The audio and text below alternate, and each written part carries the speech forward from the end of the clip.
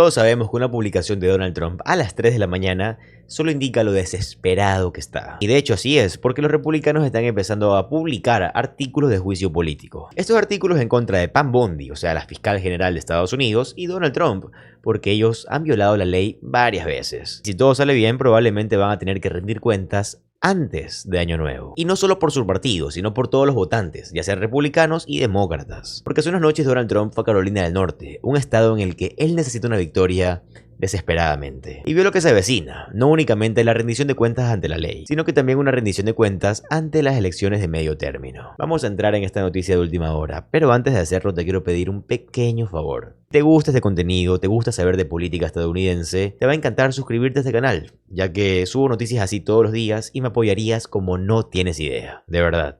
Ahora sí, continuemos. Antes de entrar en por qué Donald Trump colapsó y la loca publicación que hizo a las 3 de la mañana, quiero comenzar con el contexto que necesitamos sobre las filtraciones de Jeffrey Epstein, que aunque fueron un número reducido de documentos, aún así lograron implicar a Donald Trump, y Chris Hines lo expuso muy bien. From shutting the entire House of Representatives down for months to not swearing in a duly elected member so she couldn't sign the discharge petition, to at the last minute browbeating their own allies like Congresswoman Lauren Boebert, who was brought into the Situation Room. And ultimately none of that worked. The law passed both houses. Donald Trump was forced into signing it clearly against his will. And so today, on the day of the deadline, they have released some and only some of the documents that they were required by that law to release.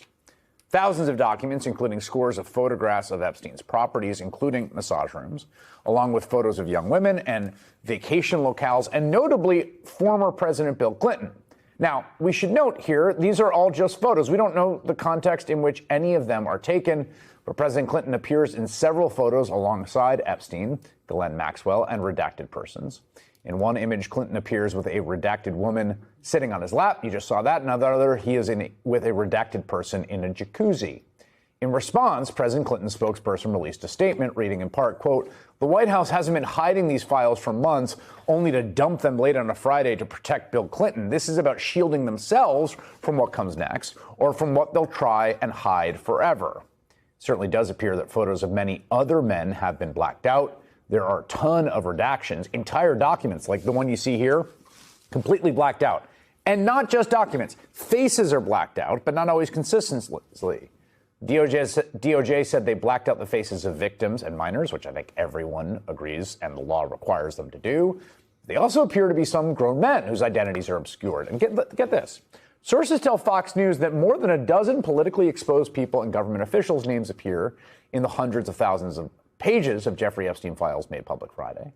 And in addition to protecting the victims' identities, Fox reported that the same redaction standards were applied to politically exposed individuals and government officials. If that is true, it is illegal, flatly.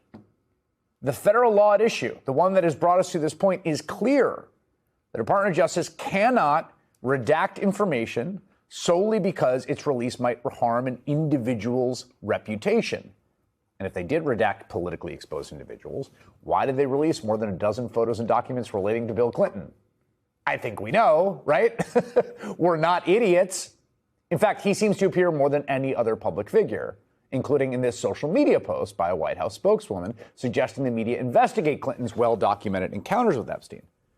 Now, Donald Trump's relationship with Epstein is well documented. We have all seen the pictures of the two men together. We all remember the quote that he gave the reporter who wrote a profile of Epstein about how much he loves women and how they're on the younger side. And we all know about the birthday card. Donald Trump denies writing it and sued about it, but the one where he talks about them having secrets and age being nothing but a number. Why does Donald Trump hardly appear in this trove of documents, except in one photo we've all seen in a desk of Epstein's? Do you think that's an accident when it was his Justice Department who was going through them? I mean, we don't know. We do know this isn't all the Epstein files. In fact, today the DOJ admitted that they are, again, flatly violating the law. Pam Bondi tuvo meses, en serio tuvo meses, para hacer las cosas bien y aún así no pudo encubrir todo este tema de los archivos de Jeffrey Epstein para que demostraran la culpabilidad de Donald Trump. Porque todos sabemos que el objetivo de retrasar la publicación de los archivos era para poder esconder más información de Donald Trump, tachar lo necesario y censurar todo en lo que Donald Trump salga. Aún así, fotos y documentos se filtraron por las grietas y lograron incriminarlo. Esto fue como tal una obstrucción de la justicia que ni siquiera tuvo éxito en obstruir lo que Donald Trump quería ocultarle al público. Porque como te lo he dicho antes, cuando contratas una administración entera de Fox News, obtienes un resultado de Fox News. Si hay alguien que quiere un juicio político para Pam Bondi en este momento, créeme que es Donald Trump. A mí no me sorprendería que él mismo presente los artículos, porque Pam Bondi, ya sea sin querer o a propósito, lo ha perjudicado enormemente. Lo sabe y todo el mundo está preparado para este momento de rendición de cuentas. Un momento que es inminente. Lo único a lo que estos tipos responden es ante el miedo y ante la intimidación. Y es por esto que vimos estos anuncios del senador Adam Schiff, de Ro Khanna y por supuesto de Thomas Massie que llevaron a esta publicación demencial de Donald Trump. El congresista republicano Thomas Massie y el congresista demócrata Ro Khanna planean redactar artículos de juicio político contra Pam Bondi por el fracaso del Departamento de Justicia en publicar todos los archivos de Jeffrey Epstein como exige la ley. Y Adam Schiff dijo hace unos días con Nicole Wallace: creo que deberíamos de traer a Pam Bondi ante el Comité Judicial del Senado y exigir respuestas sobre por qué el Departamento de Justicia ha violado la ley. Y después de un largo día de malas noticias para Donald Trump y un meeting aún peor, escribió hace unos días en la mañana: acabo de salir de Carolina del Norte, donde la multitud fue increíble. Espero que voten por Michael Whatley para ser el próximo senador. Su oponente, el ex gobernador Roy Cooper, es un lunático de izquierda radical que defraudó a la gente de Carolina del Norte, especialmente en un momento de necesidad. Me dirijo a Florida con muchas reuniones programadas. Tremendo anuncio hace unos días en la Casa Blanca sobre el precio de los medicamentos de nación más favorecida. Nunca ha habido nada igual en el mundo médico. Los precios están cayendo ahora a niveles nunca antes vistos. Solo por esto debería de ganar las elecciones intermedias para todos los republicanos. Ningún demócrata debería estar cerca de hacerlo. Los precios caerán entre un 300, 500, 600 y 700%. Incluso podríamos llegar a un 800%. En el avión acabo de ver la pelea de Jake Paul y lo hizo muy bien, especialmente con una muestra de gran valor contra un muy talentoso y grande Anthony Joshua. Esto fue fantástico, pero felicidades para Jake Paul por su resistencia y francamente su habilidad contra un hombre mucho más grande que él. Perdón, Donald Trump, pero estás hablando de un boxeador, estás hablando de Jake Paul en una publicación que comenzó siendo para apoyar a tu senador republicano en Carolina del Norte. Pero bueno, hablemos de algo más. Jamie Raskin hizo ciertas preguntas muy importantes y me gustaría mostrártelas. What I've seen looks like my weekly recycling pile, except Right. heavily redacted, in some places absolutely redacted. But the point that this survivor and all the survivors have been making is absolutely right. I mean, this is a huge tug of war over whether there will be truth and justice and accountability for the predators here. Look, I think that New York Times article makes clear to anybody who hasn't already been convinced of it that these were scenes of absolute predatory bacchanalia and exploitation of women and girls. And the question is now, what will the government do about it?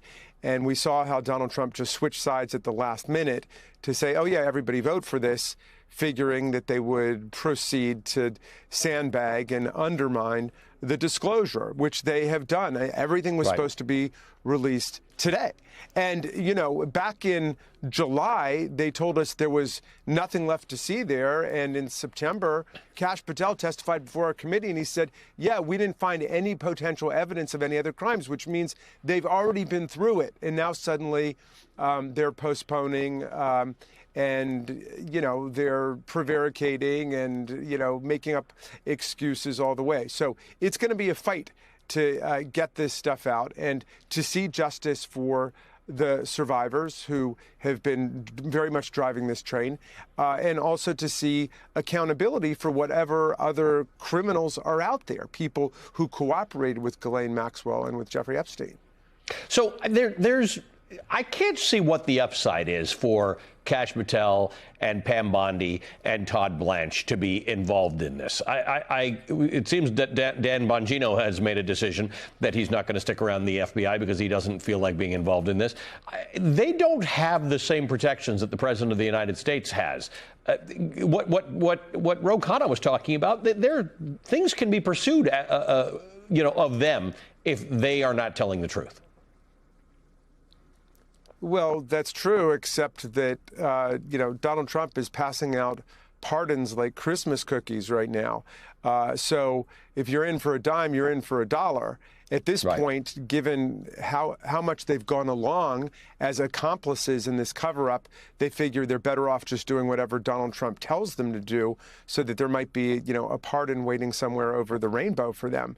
So I think, they're going to continue to stick around. Others like Bongino are like members of a religious cult who wake up on the basement floor one day and say to themselves, somewhere I took a wrong turn and now look where my life is. Bueno amigos, antes de despedirme te quiero dar un consejo que he dicho en varios videos y que no me voy a cansar de repetirlo una y otra vez porque considero que todos tienen que escuchar esto.